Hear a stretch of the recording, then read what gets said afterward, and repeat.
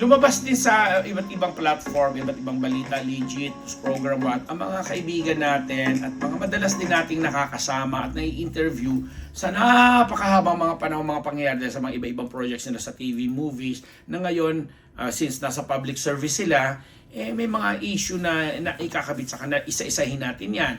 Kagaya ng ating kaibigan at kapatid na si dating Senador Bong Revilla, na isa sa mga pangalan na di umano'y sangkot dito sa maiskandalong flood control issue. Tapos biglang nagpo-propose itong si Senator Bong na pray for me and my family kasi ganyan-ganyan. Ang daming mga unsolicited advice na nagsasabing sana daw ang ginagawa na lang ni ating kaibigan o kapatid na si dating Senador Bong Revilla talagang hinaharap.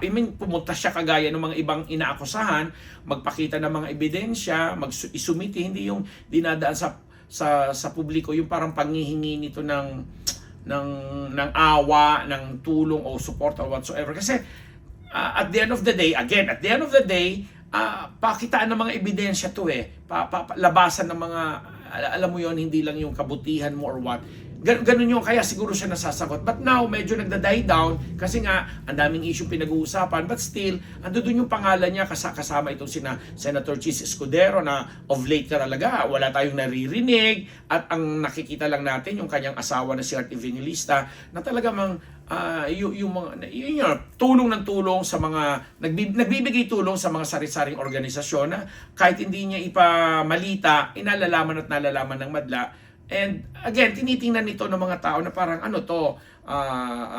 pagtatakip sa involvement di umano ni Senator Chis sa ganito, ganyan. So ang dami tayong nababalita kasi nga parang ang nagiging uso na rin ngayon pag napag-uusapan, lalo yung galit na galit ng mga tao sa mga anomalya, sige, parang sabing let it die na lang na naturally, parang gano'n, pabayaan nating lumipas yan, lilipas din. May mga ganong attitude kasi minsan, yung mga ganong klaseng tao na iba-iba yung nagiging reaksyon. And si ating kumparing Herbert Bautista, si Biste, kamakailan talagang napawalang bisa yung naging kaso niya sa ombudsman, di ba? Yung ilang milyon lang yun na di umano'y bahagi ng pagkaso sa kanya. Ngayon, maganda rin ang mga nababalitaan natin sa kanya. Kasi nga, itong mga personalidad na po ito, for once, at naging very active, lalo't may mga career sa showbiz na masasabi natin hindi naman sila mga pipitsuging mga artista, kundi mga talagang tinitingala. So, mayat-maya talaga, may mga nangungumusta po. Kaya nga nababanggit natin itong si dating Senador Bong Revilla, kaibigan natin yan, at malapit na malapit tayo dyan. At may mga nangungumusta, kaya siguro siya, yun ang kaparaanan niya para air naman ng kanyang sentimento. But the thing is, since politika nga, may mga batas, may mga ganyan, pinapayuhan nga siya na sana nga daw, diretso na siya doon sa concern. Well, sino pang isa dyan? Si Senador Raffy Tulfo, na kamakailan lang nga, ipinangalanan na mismo ng kanyang kapatid. Sino nga ba yung kuya nila?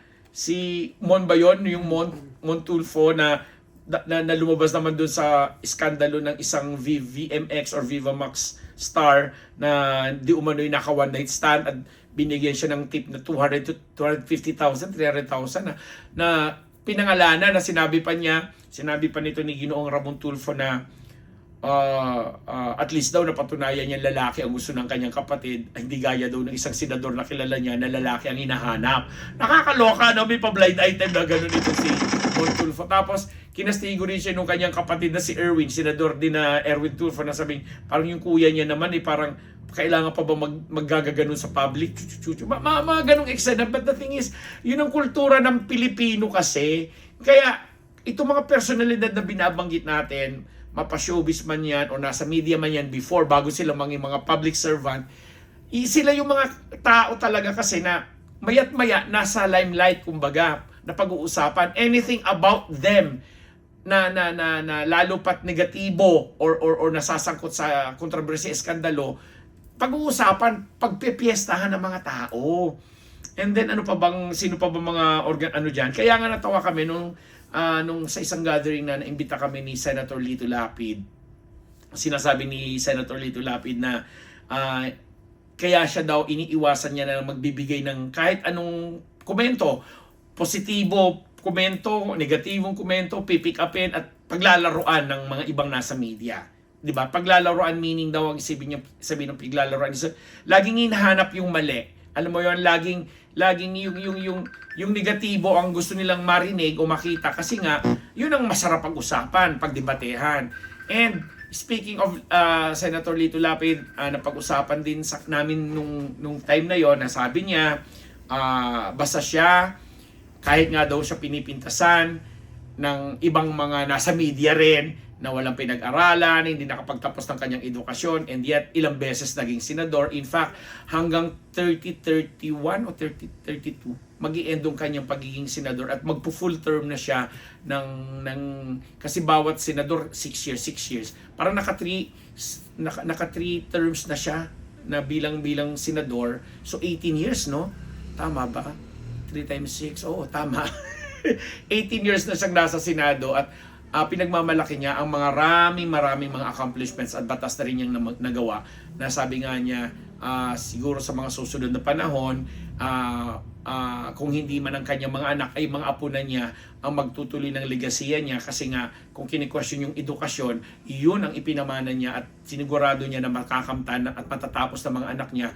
Yung actually si General Manager Mark Lapid na mayroong isang posisyon sa gobyerno pinamamahalaan, Doctor of Philosophy. Tapos yung mga ibang anak din niya, sinigurado niya na nakapag-masteral man lang, at yung mga apo niya ay talagang tatapusan ng edukasyon kasi nga bilang naging public servant siya, simula na maging vice governor, governor at senador siya, wala nang pininta sa kanya mga tao kundi yung hindi niya pagkakaroon ng sapat na edukasyon para maglingkod. And yet, ang dami-dami niya mga ginagawang mga batas, ang dami-dami niya mga advokasya at mga programa na sa tingin naman daw niya ay nakatulong sa sambayan ng Pilipino. Ang ganda lang. And then pinag-usapan din, tinapik din doon ni Senator Lapid itong pagsasapelikula ng kanyang buhay, if ever, kagaya nung kung kailan siya nagsimula ng showbiz, na isinabuhay niya yung pelikula ng kanyang uncle na si Jess Lapid, isang sikat na action star noong 70s, na siya yun ang naging daan para maging isang Lito Lapid siya.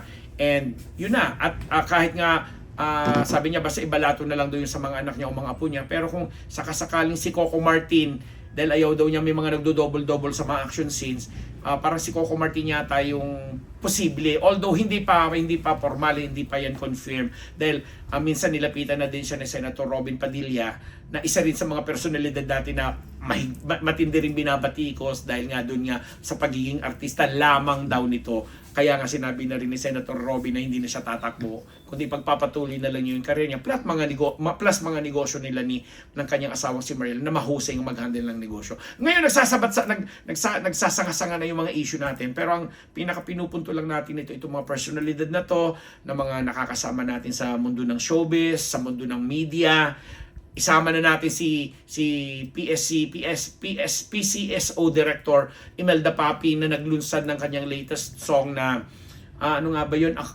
Tayo ay Pilipino, na ang ganda-ganda na sinulat nila ni Dr. Mondel Rosario, ang gumawa ng Isang Linggong Pag-ibig, na napakaganda ng pagkakaareglo, na sinasabi niya, nihandog niya parang ito yung kanyang kanta na legacy song niya sa mga Pilipino, dahil dito niya na ibinuhos ang kanyang pagmamahal at pagpapakita ng pagmamahal sa bansa natin. May resing kulay pula ka, kulay dilaw, kulay green, kulay kung ano ka man, DDS ka, BBM ka, pinklawan ka, or whatsoever. Ang importante, mahalin daw natin ang bansa. Ang ganda ng message ng song, at maganda yung song ni Mel. So, yun na. From Bong Revilla, Lito Lapid, Herbert Bautista, si Senator Rafi Tulfo, si Simon Tulfo, si Erwin Tulfo, si Robin Padilla. Yan, pinaghalo-halo na natin dito sa episode na yung mga latest update at pakikipagpanayam natin sa kanila. Kasi nga, sila yung mga personalidad na mayat-maya, nasa mga balita, mayat-maya pinag-uusapan. Dahil nga, kakabit pa rin nila bilang public servant yung pagiging mga personalidad nila sa mundo ng showbiz, sa mundo ng pati na sa sports, di ba, kagaya ni Richard Gomez na nag-SEA Games at di ba bonggang-bongga at may pelikulang ipinalabas kamakailan, at isa ring congressman ngayon na talaga namang pagdadating kasi nila sa session, pagdadating nila sa pagpapatupad ng kanilang mga tungkulin mga public servant, gaya ni Governor Vilma Santos, ni Consihal Aiko Melendez, Consihal Alfred Vargas, at marami pang iba, si Angelo De Leon, Sino pa ba? Marami pa. Daniel Fernando, Alex Castro, marami mga nakakausap natin. Sabi nila, sana nga yung mindset ng mga Pilipino tinitingnan ang mga ganyang bagay na i-involve ang gaya ni na Jigo Estrada, ni na Chis Cordero, yun na, binanggit ko na mga kung sino-sino pa na naging mainit nitong 2025 sa mundo ng politika at sa mundo ng mga kontrobersiya. Sana nga daw, yung mindset natin mga Pilipino, titingnan natin na ano ba talaga yung nagsisilbi sa majority, hindi lang sa iilan lamang. Tapos kung talagang may mga ebidensya, kung talagang may mga katibayan na sinasabing ganito, ganyan, bahala ang pamahalaan o ang mga ahensya ng gobyerno ang lumutas, ang sumuri, mag-analisa at magbigay ng parusa kasi yun ang nasa batas at yun ang itinatakda ng batas. Gusto man naming pahabain pa ito, i-discuss pa further ang mga ganung bagay pero yun na, magme-Merry Christmas na lang po kami sa inyong lahat. Ako ang inyong lingkod, Papa Unbearable Namus, nagpapasalamat dito lamang sa Unbearable Channel.